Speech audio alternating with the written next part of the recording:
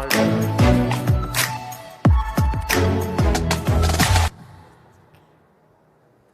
Hello, and welcome to this interesting session on tech sovereignty.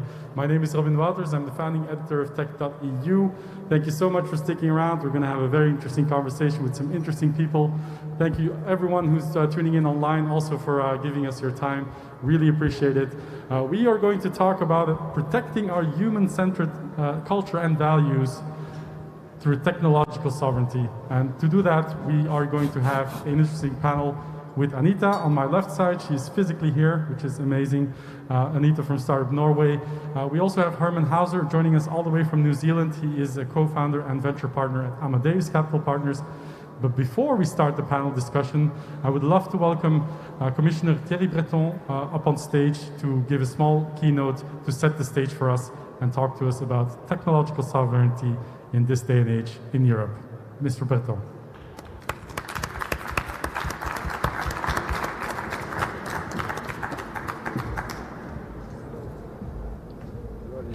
Hi, how are you? Hi.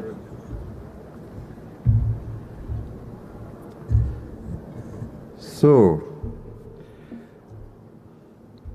ladies and gentlemen, first I would like to tell you that I am extremely happy to take part in the first summit of the European Innovation Council tonight together with you. Indeed, it's an important moment in Europe's efforts to turn its scientific excellence into technological and also industrial leadership. To turn, in other words, innovation into successful businesses. So we know this for a fact.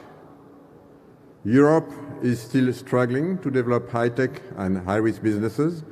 And of course, I will come back to this. But first, I want to give the bigger picture. Europe is, without any doubt, the world's pathfinder.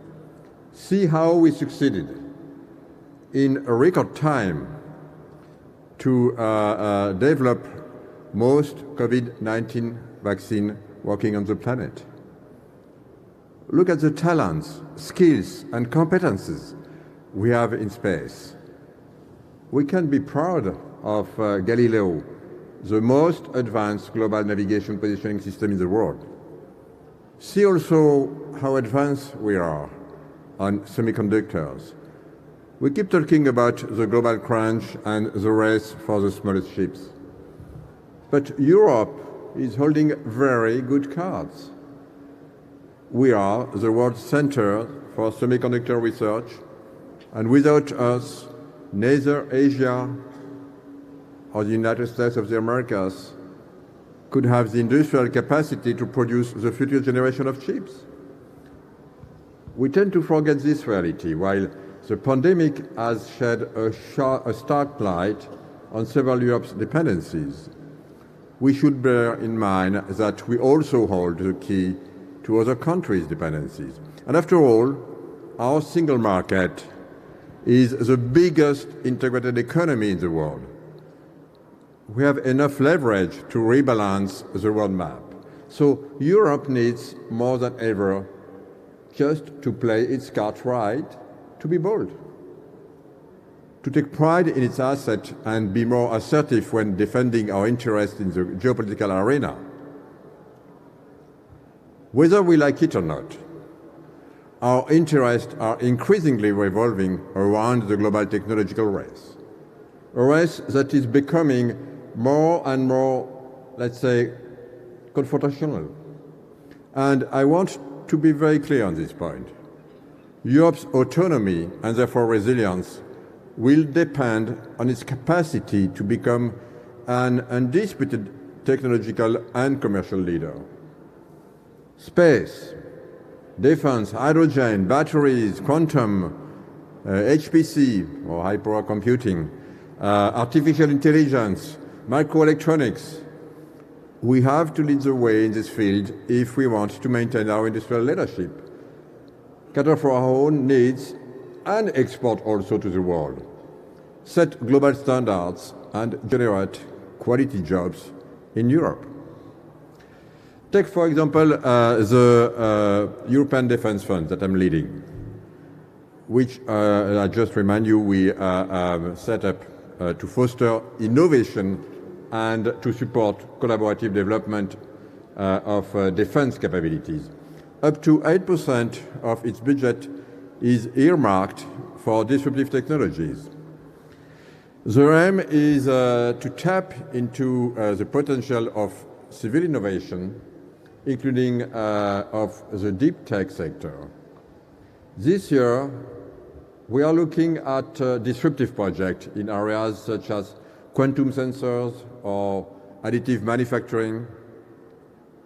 But to attract innovative companies not yet active on the defense sector, we could explore supporting activities through the EIC by providing business accelerator services for innovative companies entering the defense sector.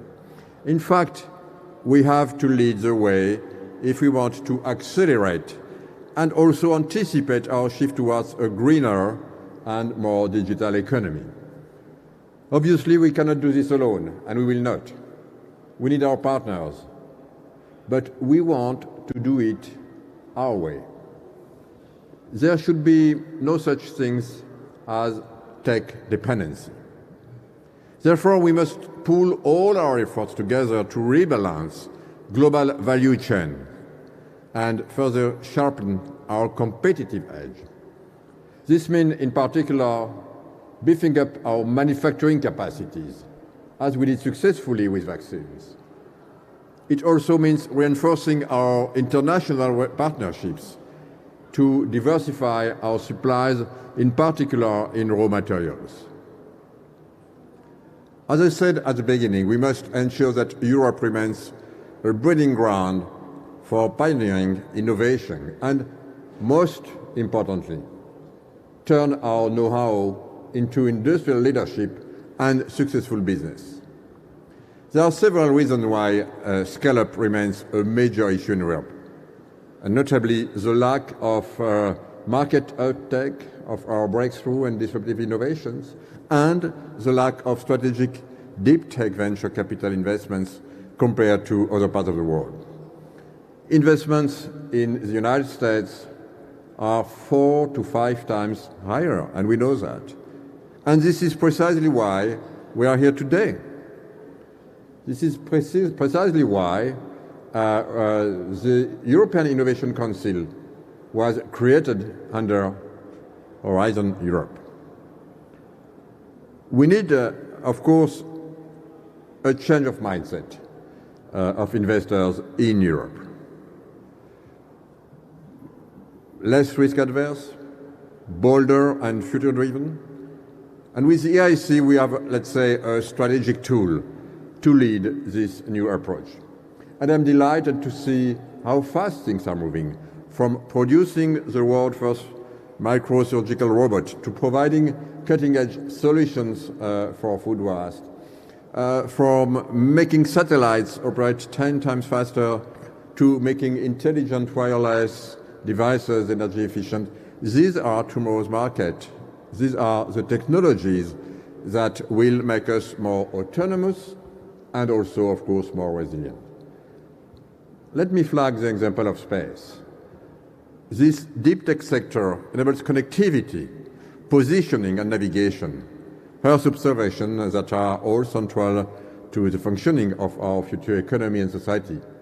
Take the example of autonomous cars and Internet of Things. Thanks to Horizon Europe and the space research agenda, many of our space companies deliver state-of-the-art technologies. But these companies are not able to expand and grow due to lack of investment. Some of them have already decided to turn to non-EU investors. And considering the strategic role of space, we should reverse this trend. We are putting in place a space investment fund called Cassini, and this €1 billion fund will support space and digital entrepreneurship. And we should mobilize all our instruments to stimulate the space ecosystem. The European Innovation Council, Invest.eu, the European Investment Fund and the European Investment Bank, of course, can really make a difference. Space should become a strategic priority for all of us. I very much welcome in this concern our common goal to make this happen. So rest assured that the Commission will continue to pay very close attention to startups and, of course, innovative SMEs.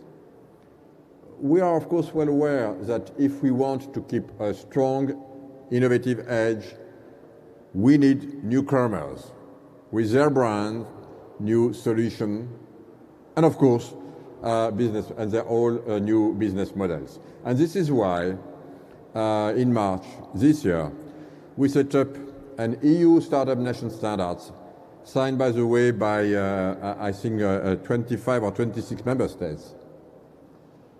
Things are also moving extremely fast on access to risk capital. European venture capital is reaching this year record-breaking amount. We must, of course, keep this pace. Invest.eu will support demonstration and deployment of disruptive innovation, and its Escala initiative will definitely increase investment capacity of Europe venture capital funds. So, to conclude, what I want to underline here tonight together with you, and this will be, again, my last words, is that we are putting in place, block by block, a conducive environment to game-changing innovation and technological leadership. You know, one of Europe's targets before the end of the decade is just to double the number of European unicorns. And let me be very clear. This is not a fairy tale. We are very serious about this. It brings us back to the need for more boldness that I referred to at the beginning of my speech. We need to bear in mind the bigger picture and be more realistic about our global partners. And you, innovators, entrepreneurs, you are definitely part of this bigger picture. Through your work and your creativity, you are definitely helping Europe succeed globally and therefore stand up more firmly for its values. I know that we have what it takes to lead the way and to become more autonomous, and I am absolutely convinced that you share, of course, the same confidence. This being said, thank you very much.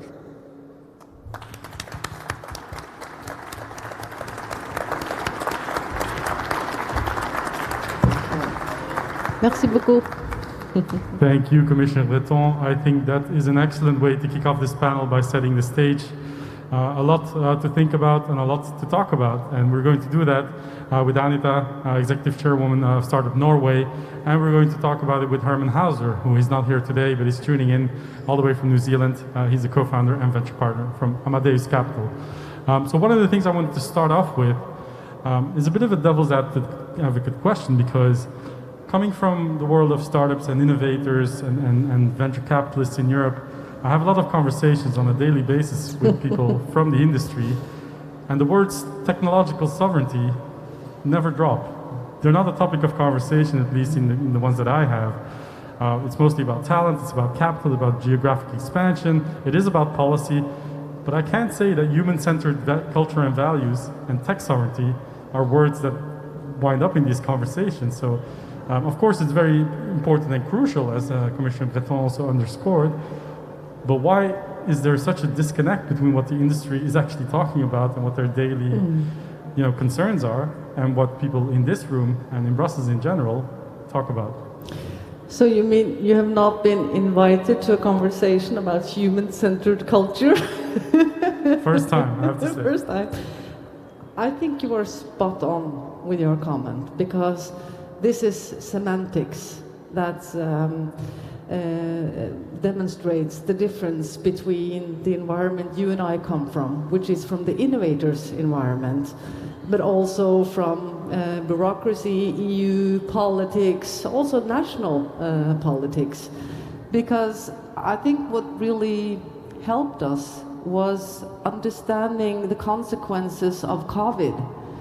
Because I think it was probably the president of France, Macron, who really brought this up, saying that having access to critical infrastructure, and now we're not talking about space or military, we're talking about vaccines, we're talking about the health of the European citizens. So this topic around technological sovereignty has been there for years, but it has been brought higher up on the political agenda, also because of COVID and vaccines, but also when we look at some of the European tech companies being sold to owners who are not European. And European, like EU or national innovation bodies, have invested millions of money nurturing this technology, and then it's sold, and it's best-in-class technology, and what we're doing is we're giving away our IPR. And that's really challenging, and it's going to be even more challenging as we're now moving in the sixth wave of innovation. Because in the fifth wave, I could say we were sleeping a little bit in Europe. The power distribution of who has the digital technology sovereignty is not European companies. We have to make sure, as we're moving into the green wave of innovation, we're taking lead now with the Horizon programs, that the technology and the competence and the knowledge, that we protect it, because it's so much more about security. It's about food, it's about health, it's about everyday life as technology combines what we do physically and what we do digitally. It's a very clear statement. Mr. Hauser, I trust that you can see and hear us. I'm sure you have an opinion on this as well, so we'd love for you to share it. Yes, I do, and I can hear you very clearly. Can you hear me? Yes, all good here. Okay, good. So I've been exposed to this technology sovereignty issue in a very clear problem with ARM and the takeover that NVIDIA is trying to complete of ARM, which would be a terrible new American monopoly in microprocessors. So we are fighting this, and I think there is a good chance that together with the competition authorities in Europe, in the UK, in America, and in China, we're all both opposing this deal. We might be able to keep ARM as a European company.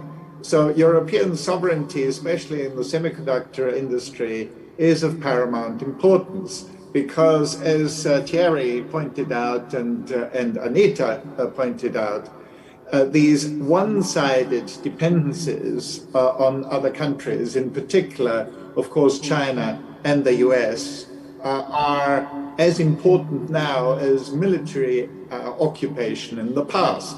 So it is no longer necessary for some country to invade another country and occupy it with soldiers.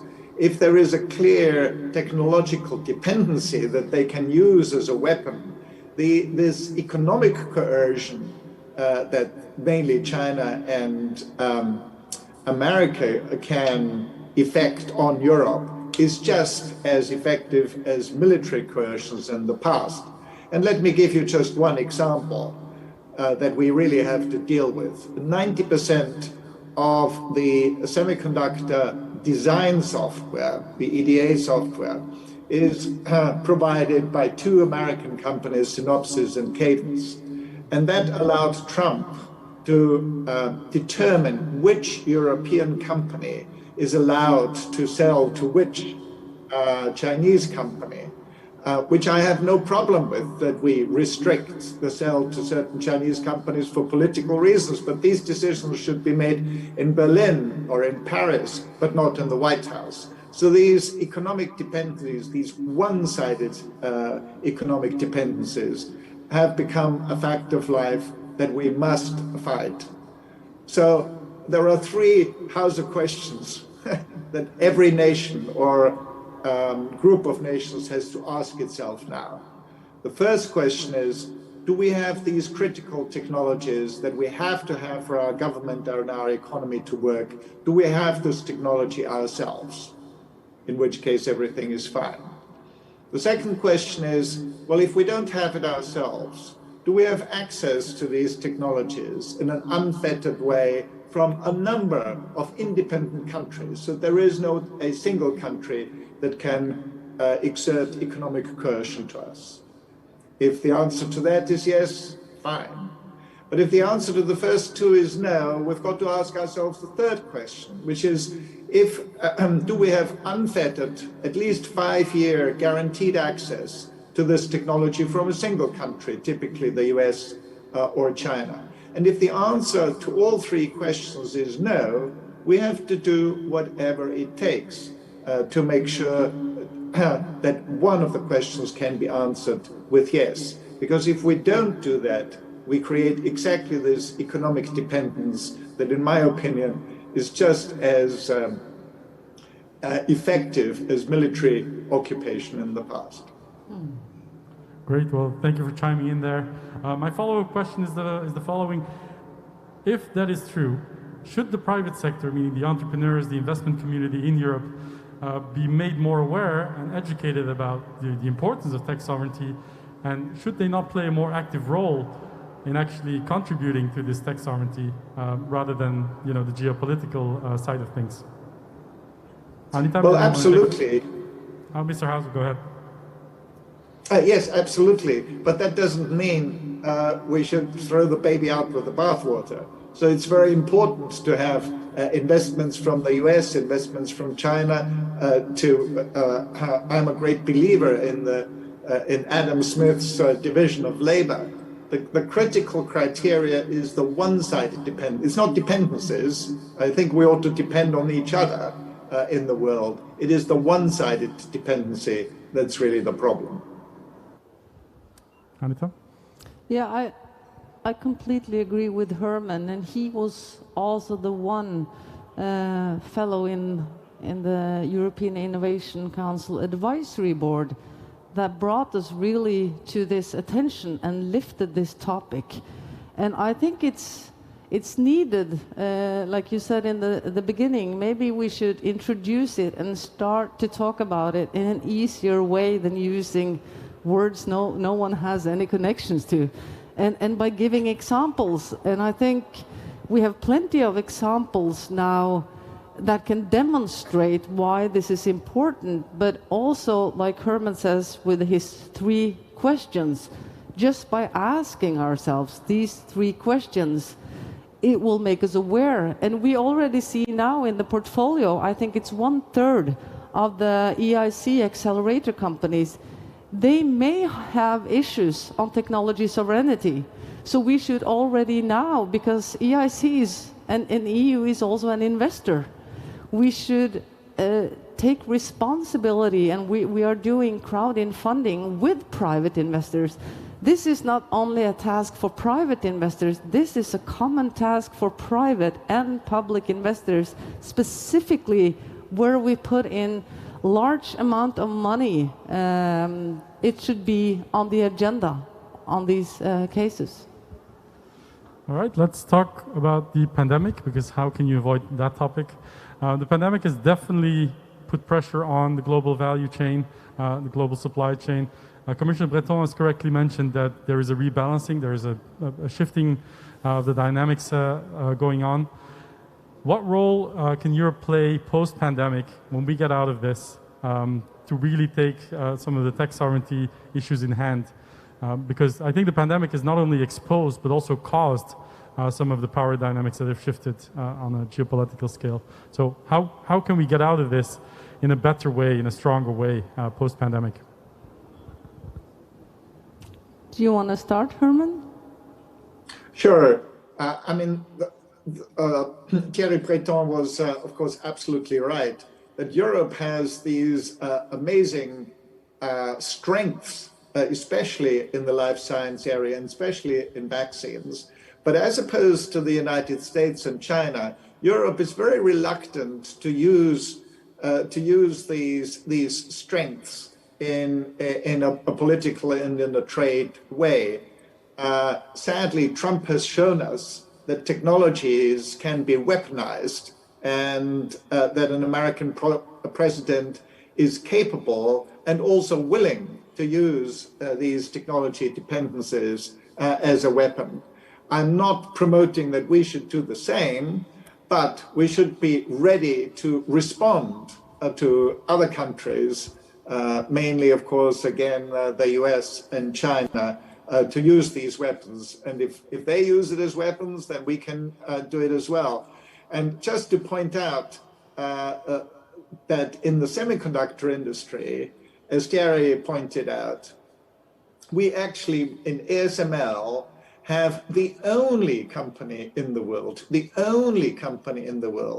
that can produce the tools that produce the latest semiconductor sub-5 nanometer chips in the world. This is an incredible technological weapon that we have if we were to choose to use it.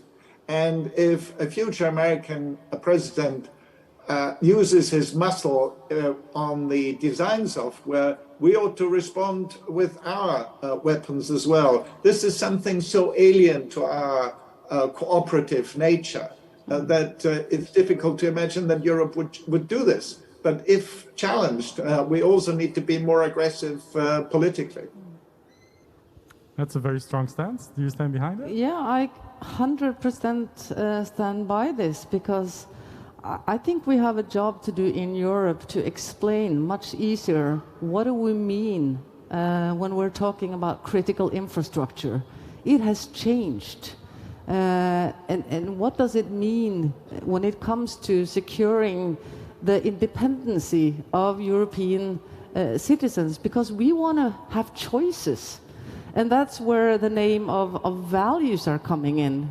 You know, because some of the companies now who are ruling and having this global domination in technology, we do not have access to that. And we cannot set ourselves in a situation where we either don't understand or cannot defend ourselves. And that's as serious as Hermann is pointing out. And I just want to compare it with the US. They have already actually made a list of what is the list that they perceive as technology that's important for securing the US independency. But one thing is, you know, just in Europe, just agreeing about a list of anything is hard when it comes to technology. But in the US, at least they've set up a list. You know, you have to take some chances. You have to, I mean, we do have 5G, we do have IoT, quantum computing. I mean, it's not specific for the US. This is worldwide technology. The question is, what kind of knowledge and market share do we want when it comes to understanding how we build businesses, how we build workplaces, how we transform existing European business into the future? And the US, they put actually in $100 billion to guarantee its technological independence. And I could go so far as saying that this is something European politicians should really take seriously the next coming 10 years. Well, we're at the... I think Anita is absolutely right. We need to respond to the 100 billion in the US and more than that spent by the Chinese government. we need to have 100 billion European technology sovereign fund as well. I'll say let's go for 200 billion, right? So they can have 100. Yeah, let's all chip in. We're at the EIC Summit, so I think it's fair to ask, what role can and maybe should the European Innovation Council play in all of this? Hermann? Well, the great opportunity that we have is that there is no doubt that Europe has world-class universities that are absolutely on a par with the Americans, even with the upcoming Chinese. So there's no issue about us creating the right technologies. We've got a problem of translating that into successes and the benefit for European society. One problem is the factor of 4 to 5 that we're down on venture capital.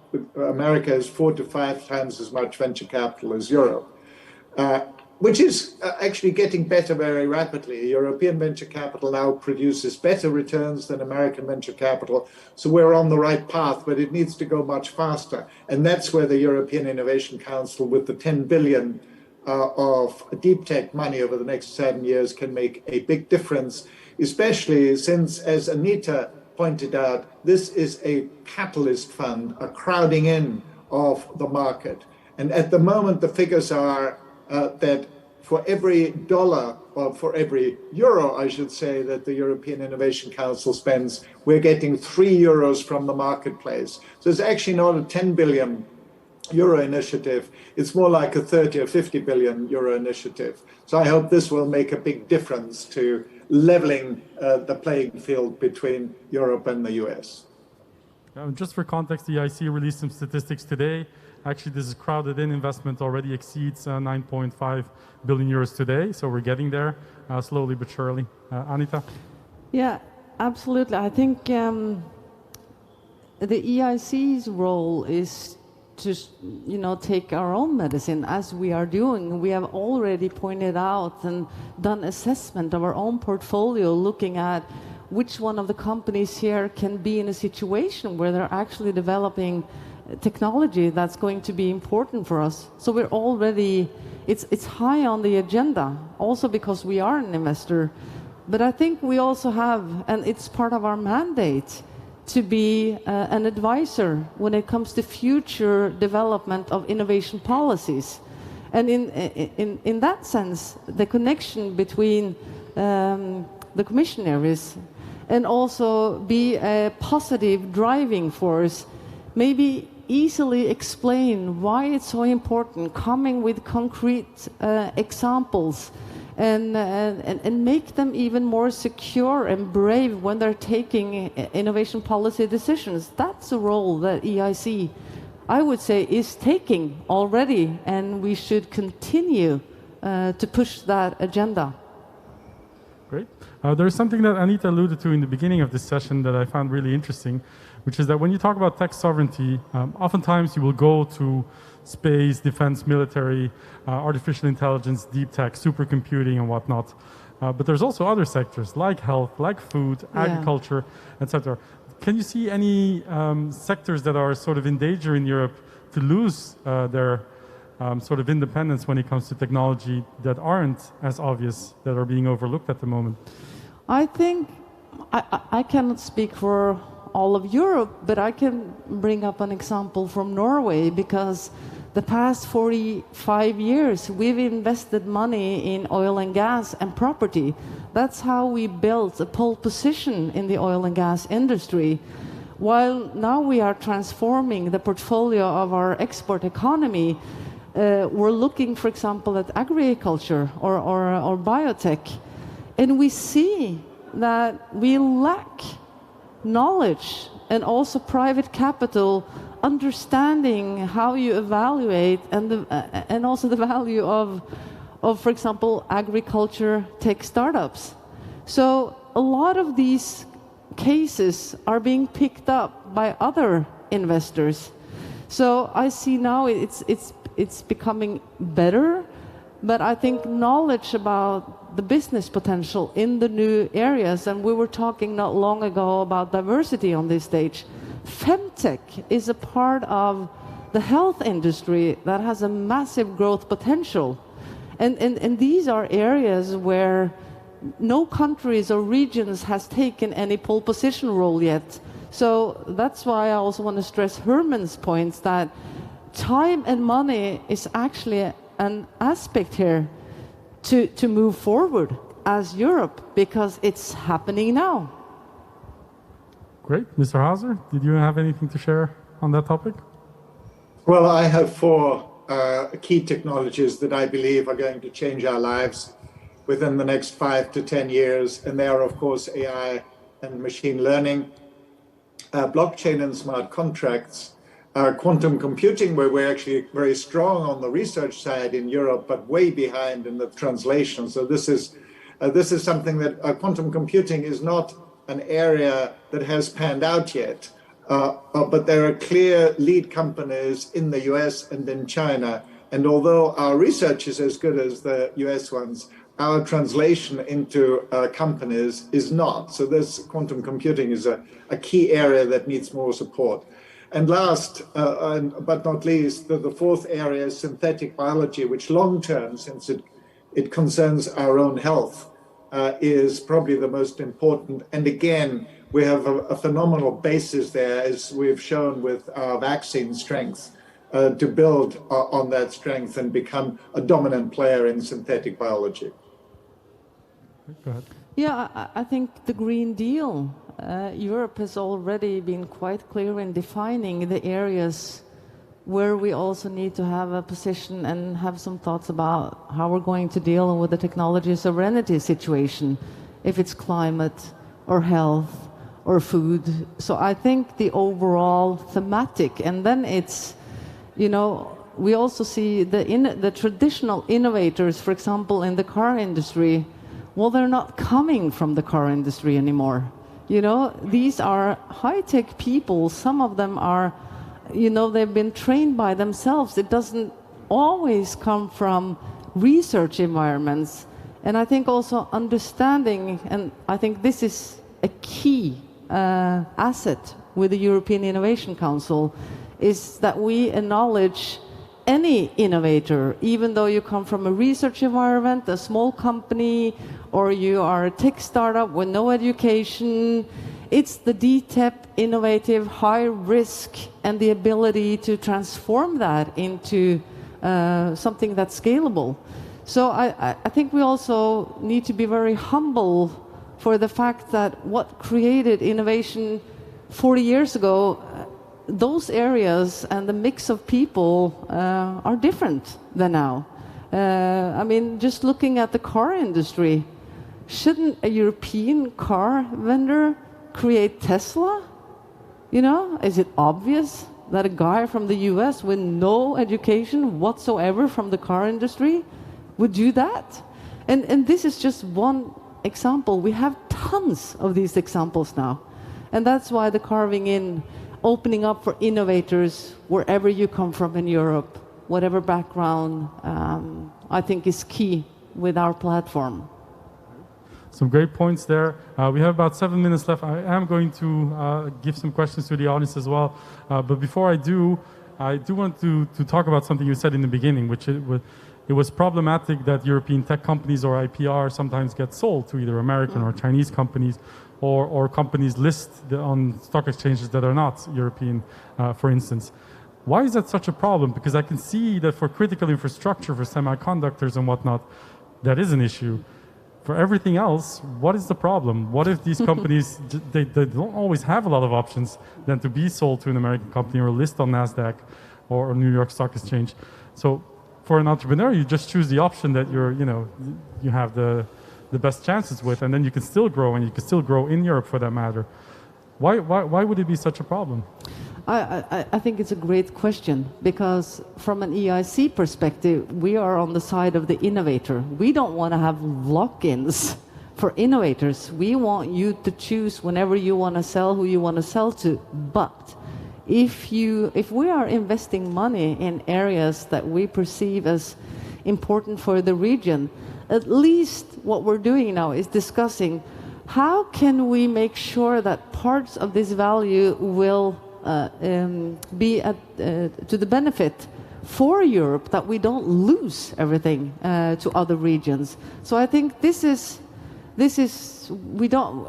That's why I don't like the word sovereignty, because it's like this, and it doesn't mean it. It doesn't mean it that way. We really want innovators to be free when it comes to who they want to work with, but I think we also have a responsibility when we are putting European tax money. That's what we're doing into common investments. It is a public role and public responsibility to make sure that the money we put in, also some value of this, are kept left in Europe. Good answer. Mr. Hauser? So the key criteria that we've come up with, exactly as Anita mentions, is not the sale to US or Chinese companies, as long as there are the same number of American companies that are being bought by European companies. So it's, again, the one-sided nature of these transactions. And which brings me to the second point. So one is it symmetric? Are there as many companies going to the US as US companies are going to Europe? And the second issue is this danger of monopolies. What has happened in the US with GAFA, Google, Amazon, Facebook, and Apple, is that they've become so large that they're just buying up any company anywhere in the world that's anywhere near their monopoly to solidify and expand their monopolies into areas where they are not monopolizing the world already. And that's why I think these companies need to be broken up. And Europe and our competition authority ought to help to break them up into smaller units so that they don't become so dominant that there is no way of competing with them. Also a great answer. I'm going to give the floor to the audience. If anyone has a question, please raise your hand. We have a guy running towards you with a microphone. And if you're too shy, don't worry, I have a backup. There are some questions from the online audience as well. Did someone raise their hand? There you go. In the back on the left, just in front of the camera.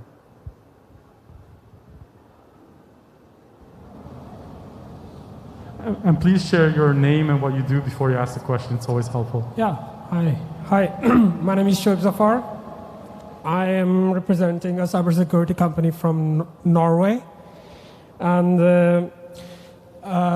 very interesting points that were brought up. And the reason I'm here, that I actually had to fly all the way here just to find an opportunity to raise a point that how hard it is to reach out to EIC. And I'm actually representing a very niche in cybersecurity that is being threatened by the same kind of monopoly, the competition. We are a very small Norwegian company, and we are competing against a couple of market giants. And my question is that what EIC is planning on doing to help scale up such startups or SMEs to get the market exposure that they deserve to get to that point. We're talking about sovereignty, but it's the challenge is that these companies, in my opinion, are not getting the exposure they deserve. And I actually moved from US to Norway. Maybe we don't have time for the last story. Sorry, I think the question was very clear, so maybe we can go to the answer. Yeah, I think, well, I don't know any entrepreneurs with tech IDs that feels that they get as they deserve. And I think it's also important to say that in EIC, companies are competing, and when it comes to the level of innovation and deep tech technology. And I think one thing is the money, it's the grants and the loans that you can be provided to or be picked out. But it's really, really hard because most of us, or most of entrepreneurs, don't do or deliver disruption, which is at the very high end of the level of innovation that EIC is putting money on. It's really highly disruption. And secondly, there are business services. And one part of the business services of EIC I think is brilliant, and that is the corporate days. This is the program where your company, if you are an EIC-funded company, you can get access to one of the largest corporations in Europe to pitch your idea and to be part of solving a real problem for that company with your technology, and you're being paid, and sometimes they also want to be an active investor. What they're doing is that they're giving you a possibility to be a pilot, to be a customer. And because EIC says that if you want to be a corporate working with EIC, you have to have more than 1,000 employees, and you have to have offices in more than 10 countries. In that way, it's a perfect way to get distribution of your solution into an existing customer. But again, the needle is really difficult. And I think I'm not sure how we can deal with making tech companies be happy with receiving what they deserve, because that's a mission impossible. I think there would be no amount of money that could set us into that situation. So my advice to you, never give up. And talk to EIC members who are here, and also digitally they're quite accessible, and just continue to do what you do. It's tough being a highly deep tech innovator. It's running for the Olympics. It's not the easiest choice to make. I ran out of time. We're going to be a really bad moderator and still go to a final question, because I think there's a question from the audience that I think is really interesting for the both of you. I'm going to just read from the screen. Everything said is correct, which is good for you. But Europe cannot leap forward without mobilizing its local innovation ecosystems. China and the US have understood this a long time ago. Europe cannot fight back its technology competitors just through a small number of unicorns, however important. So in light of these assumptions, this question is asked by a person online. What do you see is the best way to stimulate and mobilize local innovation ecosystems? And after that question, we're going to wrap things up. Hermann, do you want to take this one first? Sure. I've been active in this area for over 30 years in the UK and now in my native Austria. Yesterday, we just ran a spin-off Austria conference with 1,000 participants for a small country like Austria. That was amazing. With the support of our president, with 3 ministers, with 1,000 participants. So one of the key issues is the cultural change that is happening now. I'm very pleased to say, even in rather backward countries like Austria when it comes to innovation policies. So things are going in the right direction. It's just that we need to do it much faster because we are behind the US, and now we're falling behind China as well. So we need to redouble our effort. What I find is most countries in Europe now don't have a problem with the spin-ups and startups and translating and having a third mission at universities in addition to education and research, which is the translation of research to successful companies. The problem now is they don't know how to do it. So we need to have many more initiatives, and we need to have a lot more money, and that's where the EIC can really be helpful. And also, speaking of unicorns, I think Austria got its first unicorn this year as well with Bitpanda, so it can be done. It is possible. Anita, do you want to answer the question, and then we can wrap things up? No, I think I can just sign on the comments of Hermann, and I think they're with the EIC, which is the flagship. It's a common platform for all European countries. And like Norway, we're not an EU country, but we are an EEA member state. So we can access, our companies can access this innovation work. And I think it's important to say that this platform is an add-on to all the different programs and that the different nations have. And I think it should be a combination where EU now is stepping up, and so should all the different 48 countries do. It's the sum of what we can do that's really going to make a huge difference here. Great. Well, on that note, we're going to wrap things up. Thank you so much for everyone in this audience, in this beautiful venue, to spend your time with us, and also online, of course. Thank you for being with us. Thank you, of course, to Hermann for calling in from all the way from New Zealand, and thank you, Anita, for joining us physically. Thank you so much for your attention. Thank you.